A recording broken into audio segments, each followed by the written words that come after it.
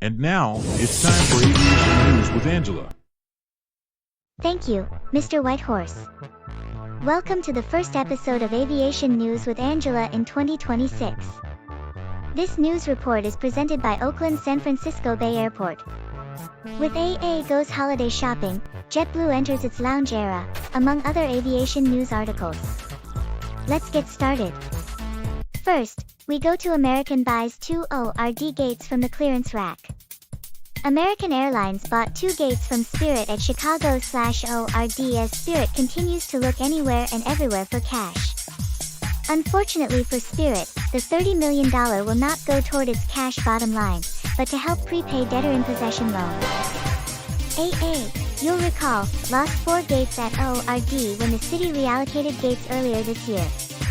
United was the big winner of that process as it added 5. American sued, and lost, to stop the allocation or to at least get an injunction to slow it down. This purchase from Spirit will allow it to claw back 2 of the 4 it lost, G8 and G10 specifically, but it won't help AA in the next reallocation since that's based on calendar year 2026 flying. This will reduce Spirit's footprint at the airport from 4 gates to 2, but the carrier recently cut its daily departures at the airport in half, so reducing its gate footprint by half does seem to be a proportional response. American officials said when gate agents took over the new space this week, they found several boxes of items meant to help with boarding, including nunchucks, brass knuckles, and mini baseball bats. It is expected that American will now roll these out for use airport-wide. Next, JetBlue prepares to open First Lounge. JetBlue's First Lounge is expected to open on Thursday at New York/JFK in its Terminal 5 home. The lounge, which will be named Blue House, will be open daily from 5 a.m. to 10 p.m. and will be across from Gate 526. The lounge will weigh in at about 9,000 square feet with room for about 150 people throughout its 2 floors. JetBlue seems to have asked ChatGPT how to describe a new airport lounge, as it says the space is a new benchmark for approachable hospitality, describing it as inviting, stylish, and uniquely JetBlue, while boasting that the space is designed to feel like an extension of home, inspired by the energy and character of New York City. Why not just say, "It's really great, come check it out." From early photos and reviews, that doesn't seem to be a lie. It says the food in the lounge will be inspired by New York's food scene to include bacon, egg, and cheese sandwiches in the morning and chicken Caesar wraps later on, which, thank God, because NYC is known as the only place on earth someone can get those delicacies. Who can access this culinary wonderland? Customers flying in mid-to or from Europe, Minty Fresh customers within the Americas can pay $39 for access to the only BEC sandwiches at the airport, Mosaic 4 members, and those who purchase JetBlue's fancy new premium, $500 annual fee credit card. Happy lounging! Now, we have United announces Dynamic Mileage Plus update. United Airlines Mileage Plus program will remain mostly unchanged next year as the thresholds required to achieve its various elite statuses remain the same.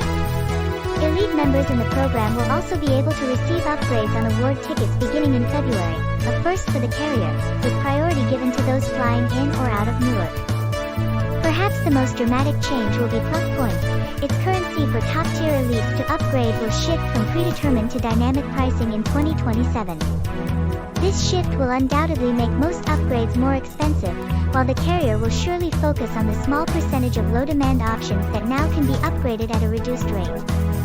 Lastly, United says it will expand Saver Award availability, making more opportunities for elite members and the real elite members, co-branded credit card holders, to access cheaper premium cabin redemption opportunities.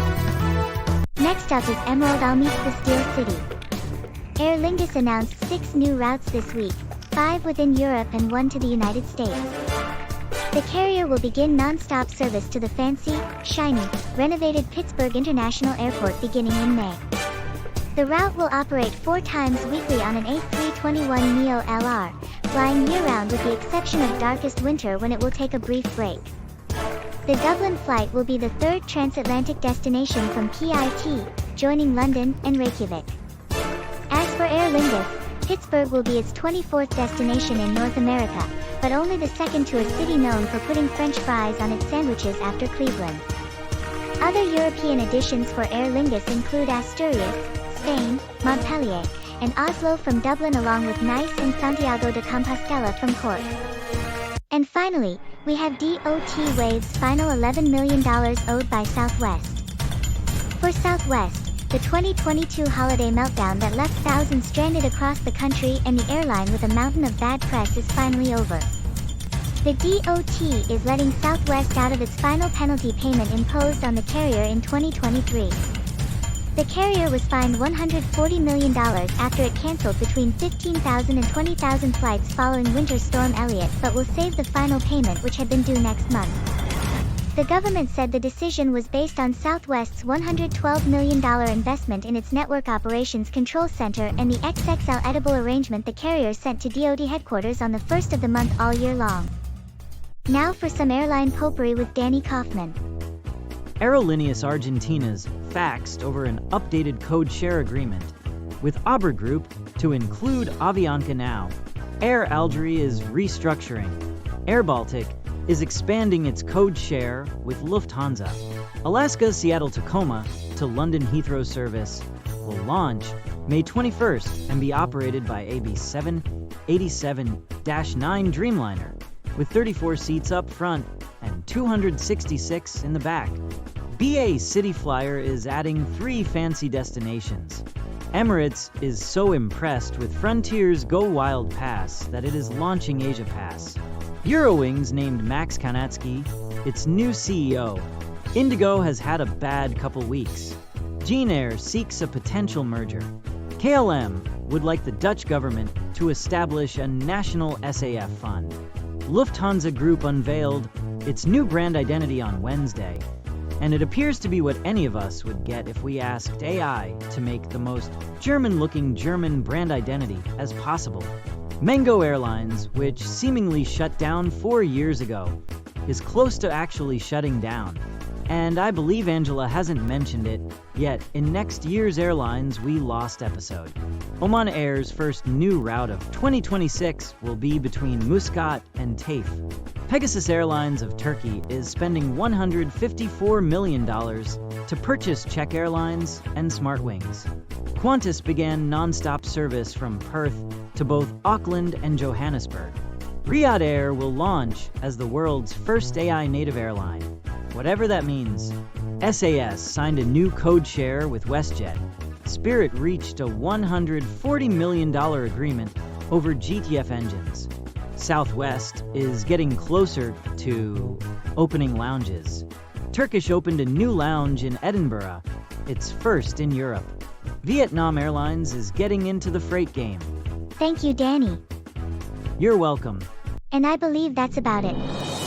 And I highly doubt I moved it to today instead of yesterday because Cranky Flier released Airlines We Lost 2025, in which I discussed.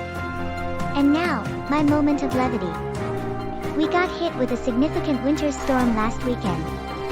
As the snow started to accumulate, I went next door to see if my 88-year-old neighbor needed any supplies for the store or anything from the grocery store. She did, quite a lot actually. So I gave her my list and told her I'd pay her back next week. No point in both of us going out in the storm. This is Angela, signing off. See you next Friday.